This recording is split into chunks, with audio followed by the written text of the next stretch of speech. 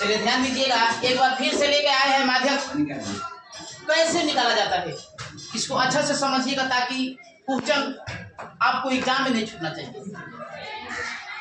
Question लिखा गया है, निम्नलिखित बारंबारता बटन सारणी से माध्य ज्ञात करें। ये आपका सारणी दिया हुआ है, इससे माध्य कैसे ज्ञात किया जाता है ध्यान से समझिएगा। वर्ग अंतराल है, यहाँ पर से इस क्वेश्चन को उतार दिया, ध्यान दीजिएगा।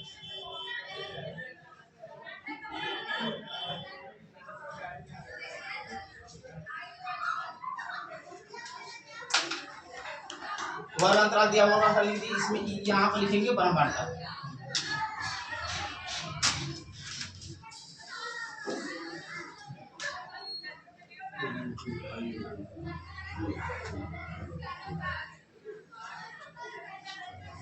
अब ध्यान दीजिए, वर्ग अंतराल में 0 से 10 दिया है, यहाँ पे वर्ग अंतराल में लिख देंगे 0 से 10, 10 से 20, 10 से 20, 20 से 30, 30 से 40, 40 से 50,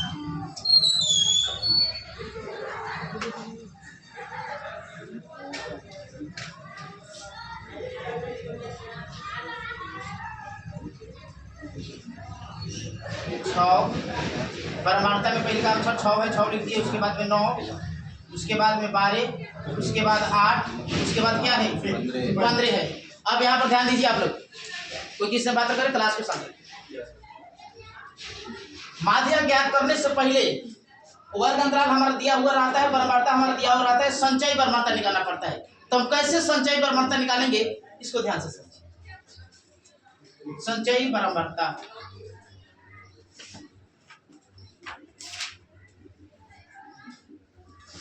जिसको हम सीएफ के नाम से जानते हैं, किसके नाम से? सीएफ के नाम से।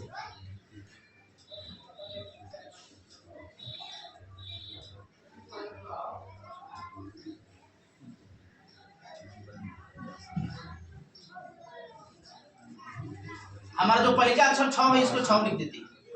अब यहाँ से तिरछा तिरछी जोड़ती है, देखिए कैसे जोड़ती है, 9 6 15, 15 को हमारे को 27, 27 को 8 को 35, 35 को 15 को 50।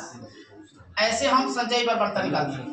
अब यहाँ पे देखिएगा, बारंबारता जो होता है आपका एफ होता है, ये आपका सब किसका मान है? एफ का मान है। और ये जो सीएफ है आपका क्या है? सब संचयी बारंबारता सीएफ का मान है। अब हम सबको जोड़ेंगे, जब सबको जोड़ेंगे तो हमारा यहाँ पर क्या होता है? एल प्राप्त होता है। किसका मान प्राप्त होता है? एल का मान प्राप्त होता है। सबको जोड़ेंगे तो कितना आएगा? 50।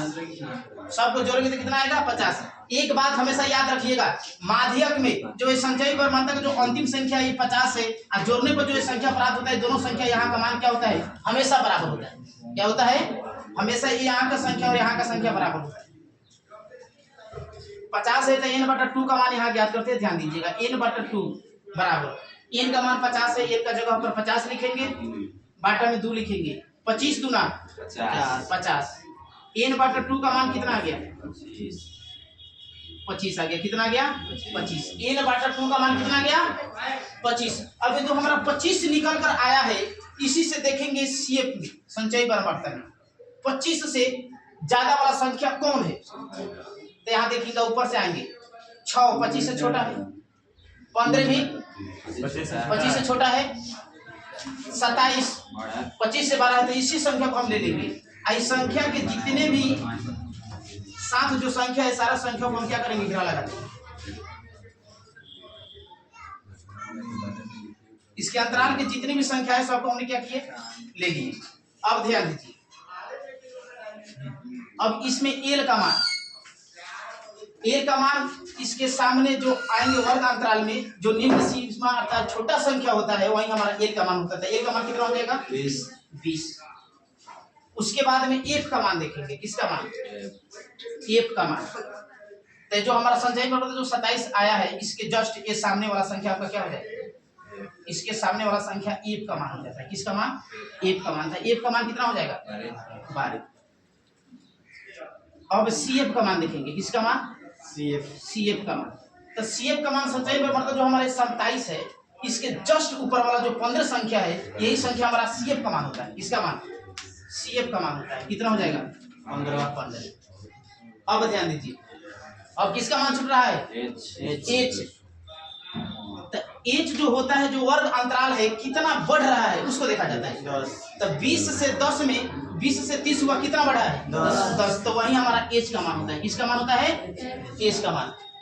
अब जो माध्यक में जो चाहिए हमने सब निकाल दिए। अब इसका हम केवल सूत्र लिखेंगे और मैथ को सेटिंग करेंगे। ध्यान दीजिएगा, यहाँ पर माध्यक बराबर सूत्र बोलिएगा। L plus n/2 minus CF/F गुने H। अब यहाँ ध्यान दीजिए, L का मान कितना हो जाएगा? 20 प्लस n/2 का मान कितना निकल के आया है? 25। n/2 का जगह पर रख देंगे 25, माइनस CF का जगह पर कितना रखेंगे? 15। CF का मान 15 है तो 15 रख देंगे, बाटा F का मान कितना रखेंगे? 12। कितना रखेंगे? 12। और इसको कोष्ठ में घेर देंगे। अगुने H का मान कितना है? 10। कितना है? 10। अब इसको कैलकुलेशन कीजिए। इसका 20 प्लस जी सर 25 में से 15 जाएगा तो कितना बचेगा? 10 बाटा 12 गुने 10। अब ध्यान दीजिए, यहाँ पर घटाते हैं। 2 5 10, 2 6 12। इसको भी घटा दीजिए। 2 3 6, 2 5 10। अब 20 प्लस 5/3 बच गया।